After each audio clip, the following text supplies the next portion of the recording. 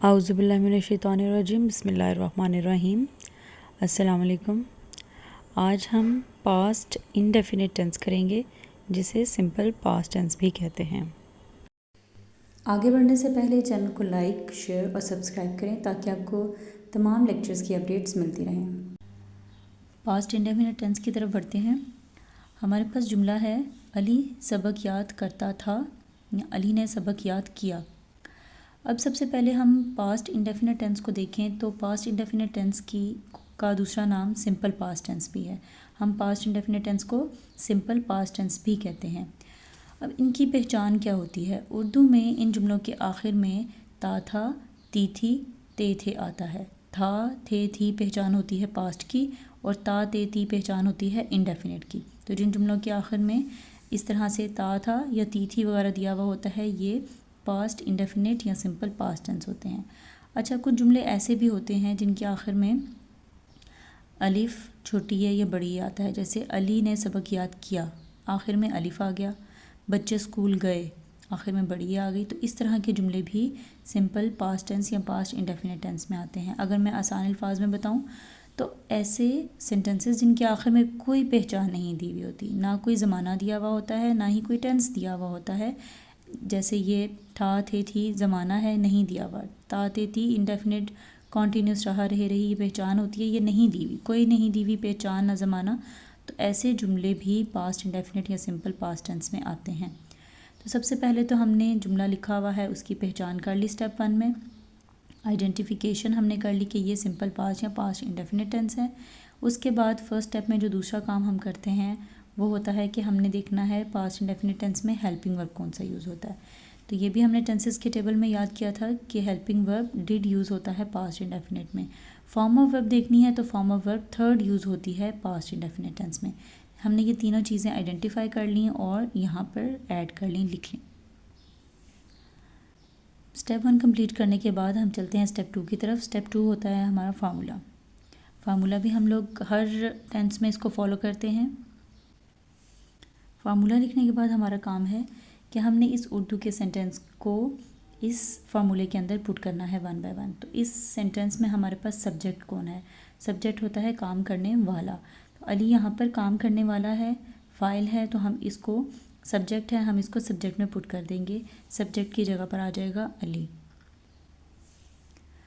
Helping verb जब हम past indefinite tense करते हैं, जैसे कि हमने प्रेजेंट इंडेफिनिट में भी ये दो टेंसेस में पास्ट इंडेफिनिट और प्रेजेंट इंडेफिनिट दोनों टेंसेस में ये चीज़ फॉलो की जाती है कि जब हम पॉजिटिव सेंटेंस बनाते हैं तो पॉजिटिव सेंटेंसेस बनाते हुए हेल्पिंग वर्ब का इस्तेमाल नहीं करते।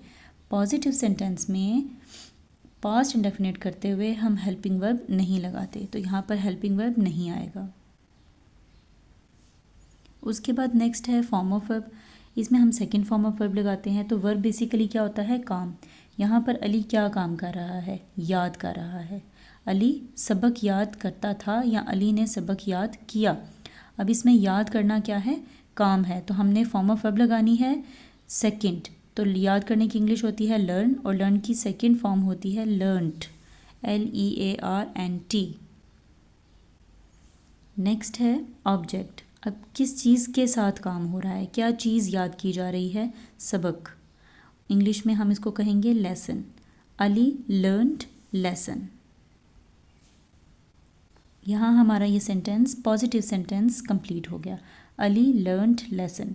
मैंने जब इंडेफिनिट टेंसेस करवाए थे, प्रेजेंट इंडेफिनिट या सिंपल इंडेफिनिट, उसमें भी ये बताया था कि हमारे 12 टेंसेस में से 2 ऐसे होते हैं, पास्ट इंडेफिनिट, प्रेजेंट इंडेफिनिट। ये 2 ऐसे टेंसेस हैं जिसमें हम पॉजिटिव सेंटेंस जब बना रहे होते हैं, मस्बत जुमला या अफर्मेटिव सेंटेंस हम बना रहे होते हैं, उसमें हम हेल्पिंग वर्ब यूज़ नहीं करते। बाकी जो हमारे 10 टेंसेस हैं प्रेजेंट इंडेफिनिट और पास्ट इंडेफिनिट को छोड़ के, ठीक है, प्रेजेंट इंडेफिनिट को हम सिंपल प्रेजेंट टेंस भी कहते हैं और पास्ट इंडेफिनिट को हम सिंपल पास्ट टेंस भी कहते हैं। इन 2 टेंसेस में हम यहाँ पे हेल्पिंग वर्ब यूज़ नहीं करते, पॉजिटिव सेंटेंस बनाते हुए नेगेटिव और इंटरोगेटिव में करते हैं, ठीक है। तो इन 2 को छोड़कर बाकी जो हमारे 10 टेंसेस हैं उनमें हम ये सारी चीज़ें फार्मूले के अंदर पुट करते हैं। बस ये 2 ऐसे टेंसेस हैं जिनमें हम ये चीज़ें पुट नहीं करते।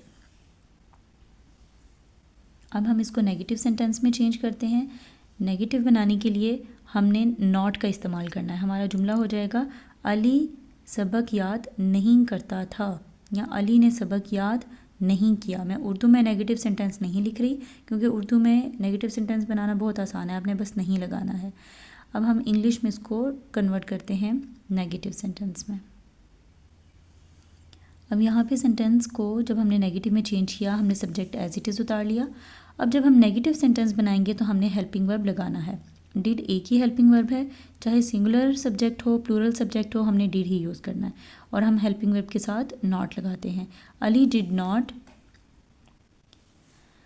अब फॉर्म ऑफ वर्ब की बारी है, तो फॉर्म ऑफ वर्ब हमारी जब यहाँ पर डिड आ जाएगा, हमने हेल्पिंग वर्ब यूज़ कर लिया, तो हमारी जो सेकंड फॉर्म ऑफ वर्ब थी यहाँ पर वो फर्स्ट फॉर्म ऑफ वर्ब में चेंज हो जाएगी। Learned second form of verb use की थी, जब हमारा यहाँ पे डिड यूज़ हो गया तो हमने यहाँ पे फर्स्ट फॉर्म ऑफ वर्ब इस्तेमाल कर ली। डिड ऑलरेडी सेकंड फॉर्म है, डू डिड डन, ठीक है। तो हमने यहाँ पे सेकंड फॉर्म जब डिड इस्तेमाल कर ली तो हम यहाँ पर लर्नड यूज़ नहीं करेंगे, हम first form of verb use करेंगे।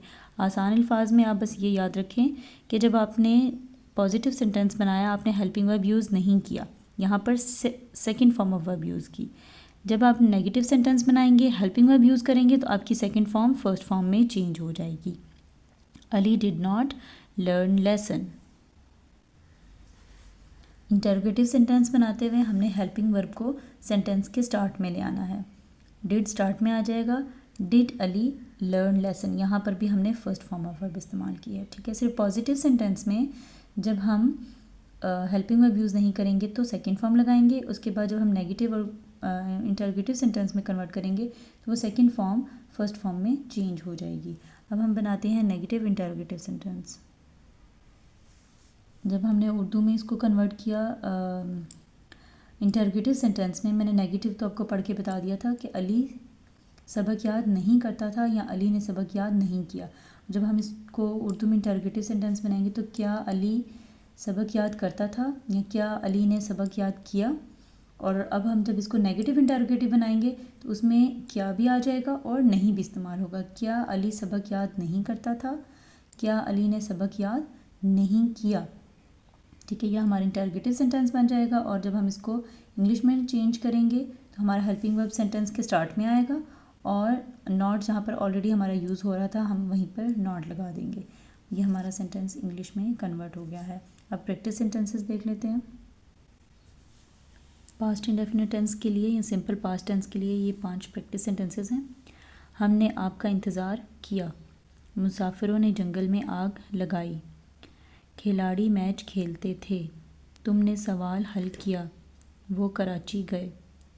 इन सेंटेंसेस की प्रैक्टिस करिएगा, इनको नेगेटिव इंटरोगेटिव और नेगेटिव इंटरोगेटिव में भी कन्वर्ट करिएगा। थैंक यू, अल्लाह हाफिज़।